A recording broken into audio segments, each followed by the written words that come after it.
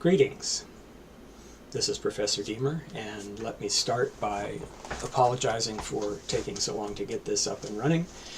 But I wanted to give you a little bit of an overview about the course and about the way we're going to proceed, and a little bit about how my particular interest in Vietnam developed.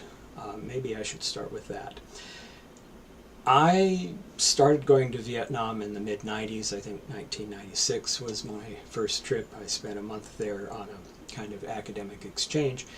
And every time I go, people look at me and assume, incorrectly as it turns out, that I'm an American veteran returning to see the site of the Vietnam War.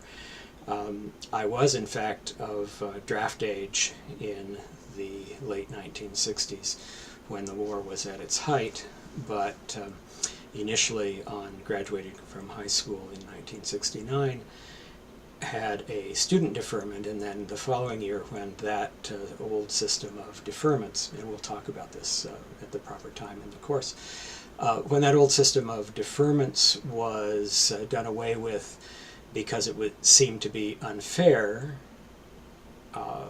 and was replaced with a lottery, I had the good fortune to have a very high lottery number drawn. It was on the basis of your birthday. And in any case, I'll probably talk more about that as we go along in the course. But I have, after that first month, when I became fascinated with Vietnam, partly because of my generation, but partly because the culture and the country itself are so interesting intrinsically, and can't ignore the fact that there is this historical accident that brought the Vietnam and the United States together in a war that lasted from, officially at least, 1964 to 1973, though the run-up and the run-down from that war made it last, in practical terms, a good deal longer than that. So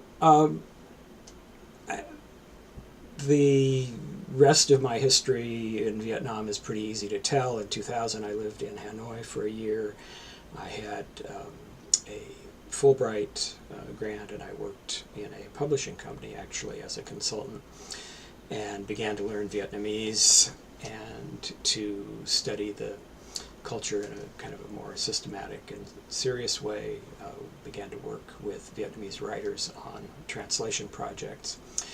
And then about every other year since then have gone back for 4 to 6 weeks to see friends, do research, work again with writers, and so on and so forth.